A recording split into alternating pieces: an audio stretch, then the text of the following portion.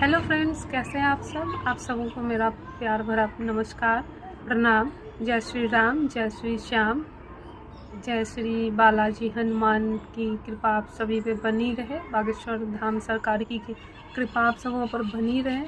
आपके जीवन में सुख, समृद्धि एवं शांति एवं खुशियाँ आए, इनकी आपको ढेर सारी शुभकामनाएं। जैसा कि आप सभी जानते हैं, आज प्रयागराज में चल रहे महाकुंभ मेले का आखिरी दिन है। आज 45वां दिन है। 13 जनवरी 2025 से ये चल रहा था आयोजन, और आज 26 फरवरी को आज इसका लास्ट डे है।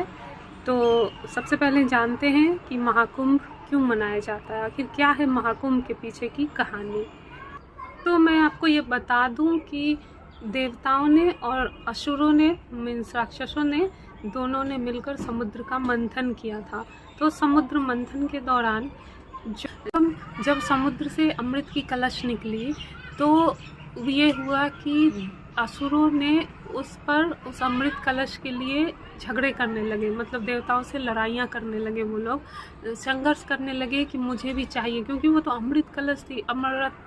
अमृत का वरदान मिलता उन्हें। जो भी उसे पी जाता, जो भी उस अमृत का पान कर जाता, तो वो सदा के लिए अमर हो जाता। तो आप समझ सकते हैं कि मतलब धरती पर कितना और ज़्यादा बढ़ जाता, उनका अत्याचार बढ़ जाता, कितना वो ज़्यादा प्रताड़ित करते, कितना वो अत्याचार करते सबके साथ, लोगों के साथ, देवतागणों के साथ तो कर ही रहे थे, कितना उत्पात मचाए हुए थे। तो उस अमृत कलश को बचाने के लिए भगवान विष्णु ने अपना एक 9वां अवतार लिया, मोहिनी अवतार। और मोहिनी अवतार लेकर उन्होंने मतलब उस असुरों को, उन राक्षसों को अपने वश में करना चाहा, अपने नृत्य से, अपने डांस के थ्रू, मतलब डांस करके वो उनको अट्रैक्ट किए अपने रूप के तरफ, मतलब मेरी तरफ आकर्षित हो, उसमें उलझाए रखा उन्होंने। जब उससे भी बात नहीं बनी, जब वो असुर फिर भी मतलब उस अमृत के लिए विद्रोह कर रहे थे, मतलब उत्पात मचा रहे थे, छीनना चाह रहे थे, वो अमृत कलश झपटना चाह रहे देवताओं के पास से, तो क्या हुआ कि सब लोगों ने, मतलब देवताओं ने कहा कि इंद्र भगवान के एक पुत्र हैं, मतलब जयंत, ऐसा कि बोला जाता है शिव पुराण में, कि उन जयंत को ये सौंप दिया गया। तो जयंत ने क्या किया कि कौवे का रूप धारण करके उस अमृत कलश को अपनी चोंच में दबाकर, मुंह में दबाकर, और फिर वो देवता लोक में पधार गए, मतलब लेके भागे उसको, उन दानवों से, उन असुरों से बचाकर वो लेके भाग चले। तो जब भाग चले तो क्या हुआ कि उस जाने के दौरान उनके मुंह से कहीं कहीं वो अमृत की बूंदें गिरी। तो जो वो जगह थी, जो वो स्थान थे, वो ये 4 स्थान थे। कौन कौन से थे? तो वो जो 4 प्लेसेस थे, वो पहला था प्रयागराज, दूसरा था आपका उज्जैन, तीसरा था आपका हरिद्वार, चौथा था आपका त्र्यंबकेश्वर, जो कि नासिक में है। तो इन 4 जगहों पर वो अमृत की बूंदें वो वहाँ पे गिरी। तो इसलिए इन जगहों का अपना अलग ही महत्व है, अलग ही, मतलब यहाँ पे जाने से, यहाँ पे स्नान करने से, मतलब लोग कहते हैं कि मोक्ष की प्राप्ति हो जाती है, सारे पाप धुल जाते हैं, जन्म मृत्यु के पाप से, उसके मतलब जन्म मृत्यु के जो चक्र होता है, उससे हमको मोक्ष मिल जाता है। और क्या हुआ कि जब इन 4 जगहों पे तो गिरी ही, मतलब ये 4 बूंदें, 4 जगहों पर जो ये बूंदें गिरी, तो ये जगहें तो अपने आप में ही एक बहुत ही पवित्र हो गया, पावन धरती हो गई। और उस कौवे के मतलब जिह्वा पर भी गिरी, मतलब जीभ पे भी गिरी, मतलब उसके मुंह में भी लगी। तो कहा जाता है इसीलिए कि कौवे की जो आयु होती है, उसकी जो उम्र होती है, वो बहुत अधिक होती है।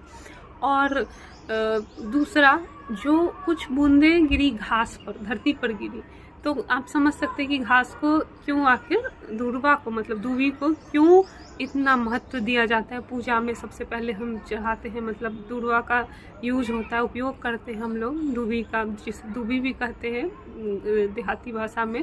तो गणेश भगवान को अर्पित करते हैं, बहुत पसंद आता है भगवान। तो चलिए हम जानते हैं ग्रहों के माध्यम से कि महाकुंभ का क्या महत्व है। ग्रहों के माध्यम से हम समझें कि महाकुंभ का क्या महत्व है। तो जब हमारा जो बृहस्पति ग्रह है, मतलब जो देवताओं के गुरु थे बृहस्पति ग्रह, तो बृहस्पति जब प्रवेश करते हैं वृषभ राशि में, और उस समय जब सूर्य देव हमारे मकर राशि में होते हैं, तो इन संयोग के दौरान महाकुंभ का आयोजन किया जाता है। और ये संयोग जो है हर 12 साल पे आता है, क्योंकि बृहस्पति देव को, मतलब बृहस्पति ग्रह जो है हमारे, तो उनको एक राशि से गुजरने में, मतलब टोटल 12 राशियां होती है, और एक मतलब 12 साल बाद वो नेक्स्ट अपने जो मतलब जो नेक्स्ट राशि है, एक राशि में अगर वो गए तो फिर से उस राशि में आने में उन्हें 12 साल लग जाता है, टोटल कुल 12 साल लग जाते हैं। इसलिए ये प्रत्येक 12 साल पर इसका आयोजन किया जाता है पूर्ण कुंभ का। ठीक है, एस्ट्रोलॉजी के हिसाब से टोटल 144 साल बाद ये एक ऐसा संयोग बना है जिसमें सूर्य, चंद्रमा, शनि और बृहस्पति, इनकी स्थिति एक साथ शुभ बन रही है। तो इसलिए यही स्थिति उस समय भी थी, समुद्र मंथन के दौरान भी। After watching the news of that stampede which occurred in Prayagraj, that was Mauni Amavasya, I was very much disappointed, like the people who had gone there to take a holy dip, they had lost their life, they had lost everything over there, their relatives, their son, their daughter, everyone was crying.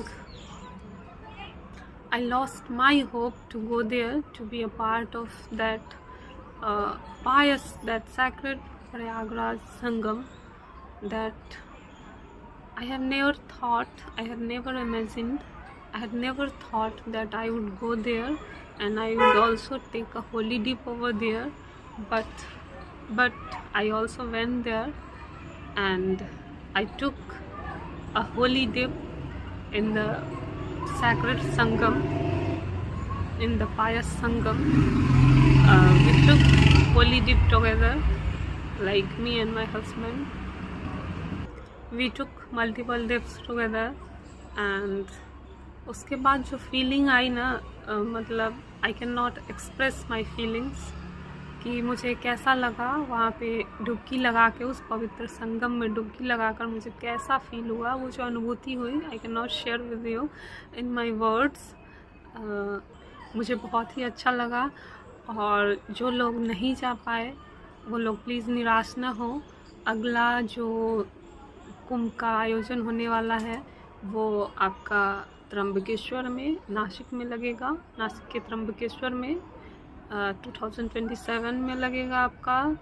17 जुलाई से 17 अगस्त तक 1 महीने की अवधि है, ये 1 महीने का duration है।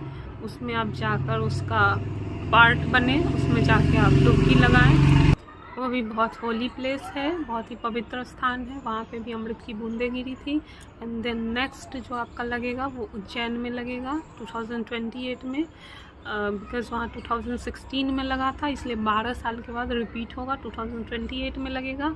एंड इन त्र्यंबकेश्वर वो क्योंकि 2015 में हुआ था तो 12 साल बाद रिपीट होगा, तो वो 2027 में लगेगा। तो आप उसके पार्ट बन सकते हैं, आप उसमें जाएं, आप डुबकी लगाएं, आप बिल्कुल निराश ना होएं। तो चलती हूँ, बाय बाय, जय श्री राम।